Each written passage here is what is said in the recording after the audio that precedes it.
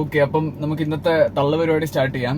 നമ്മളങ്ങനെ ഒത്തിരി സ്ഥലത്ത് കേട്ടിട്ടുള്ള ഒരു കാര്യമാണ്, അല്ലെങ്കിൽ ഒത്തിരി മില്യണേഴ്സും ഒരുപാട് ബിസിനസ്സിൽ സക്സസ് ആയിട്ടുള്ള ആൾക്കാരും ലൈഫിൽ സക്സസ് ആയിട്ടുള്ള ആൾക്കാരും എല്ലാം പല പല പോഡ്കാസ്റ്റിലും ഇന്റർവ്യൂസിലും എല്ലാം പറയുന്ന ഒരു കാര്യമുണ്ട്. അതായത് സെൽ യുവർ ടൈം.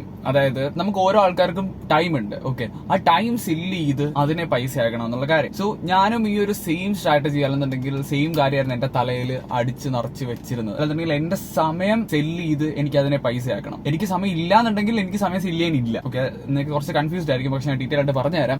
അപ്പം ഞാൻ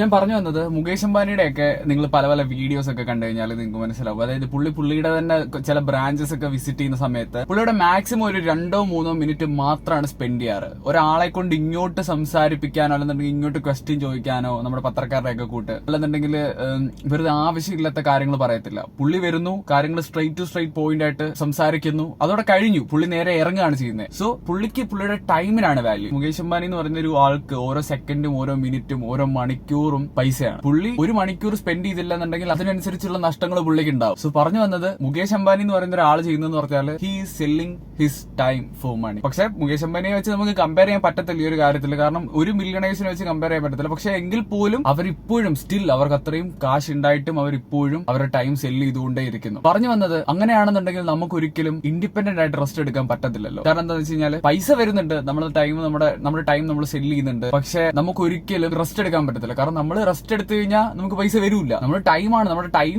ഇൻവെസ്റ്റ് ചെയ്തിട്ടാണ് നമുക്ക് പൈസ എടുക്കുന്നത്. നമ്മൾ ടൈം ഇൻവെസ്റ്റ് ചെയ്യുന്നില്ല എന്നുണ്ടെങ്കിൽ നമുക്ക് ഇൻകം സോഴ്സ് നിന്നു എന്നല്ല അർത്ഥം. സോ ഞാൻ ഇന്നലെ രാവിലെ ഒരു ഡോക്യുമെന്ററി, നമ്മുടെ ഇമാൻ ഗാഡ്സിയുടെ ഡോക്യുമെന്ററി കണ്ടിരുന്നു. അത് കണ്ടപ്പോഴാണ് സത്യം പറഞ്ഞാൽ ഞാൻ ഇതിനെപ്പറ്റി ചിന്തിക്കാനായിട്ട് തുടങ്ങിയത്. അതുകൊണ്ടാണ് ഞാനിത് നിങ്ങളിലേക്ക് നിങ്ങളോടുകൂടെ പറയാം എന്നുള്ളൊരു രീതിയിൽ ഞാൻ ഇപ്പൊ ഇത് റെക്കോർഡ് ചെയ്യുന്നത്. അതായത് ഒരിക്കലും നമ്മൾ നമ്മുടെ ടൈം സ്പെൻഡ് ചെയ്യല്ല, അല്ലെങ്കിൽ സെല്ല് ചെയ്യുകയോ ചെയ്യരുത്. ഞാൻ നേരത്തെ പറഞ്ഞ പോലെ എല്ലാവരും പറഞ്ഞു തരുന്ന ഒരു കാര്യം എന്ന് പറഞ്ഞാൽ sell your time for money അല്ലെന്നുണ്ടെങ്കിൽ ഇൻകം എന്ന്. പക്ഷെ ഇന്നലെ ഇമാൻ ഗാഡ്സി അതിനകത്ത് പറഞ്ഞത് detach your time with income. അതായത് നിങ്ങൾ നിങ്ങളുടെ ഇൻകം സോഴ്സിനെ ടൈമുമായിട്ട് ഡിറ്റാച്ച് ചെയ്യണം. നിങ്ങളുടെ ടൈമുമായിട്ട് യാതൊരു ബന്ധവും ഉണ്ടായിരിക്കരുത്. നിങ്ങളുടെ ടൈമുമായിട്ട് ബന്ധം ഉണ്ടെന്നുണ്ടെങ്കിൽ നിങ്ങൾ ഒരു 2 മണിക്കൂർ റെസ്റ്റ് എടുത്തു കഴിഞ്ഞാൽ കഴിഞ്ഞു, നിങ്ങളുടെ ഇൻകം സോഴ്സ് നിലച്ചു. നിങ്ങൾക്ക് ഇൻകം വരത്തില്ല 2 മണിക്കൂർ. നമുക്ക് ഇൻഡിപെൻഡന്റ് ആയിട്ട് എങ്ങോട്ടെങ്കിലും ട്രാവൽ ചെയ്യണമെന്നുണ്ടെങ്കിലോ ഒന്നും ആ ഒരു സമയത്ത് പറ്റത്തില്ല. അതാണ് അതിന്റെ ഒരു സത്യാവസ്ഥ എന്ന് പറയുന്നത്. So detach your time with income. ഞാനത് ഇന്നലെ കറക്റ്റ് ആ ഡോക്യുമെന്ററി ഫുള്ളിരുന്ന് കണ്ടു, ആ ഒരു വീഡിയോ ഫുള്ളിരുന്ന് കണ്ടു. ആക്ച്വലി ഞാൻ അത് കഴിഞ്ഞിട്ട് ഞാനിങ്ങനെ ക്രേസ് അടിച്ചു. കാരണം ഞാനും എന്റെ ഒരു മൈൻഡ് സെറ്റിൽ ഈ ഒരു കാര്യമായിരുന്നു, സെൽ യുവർ ടൈം, ഫുൾ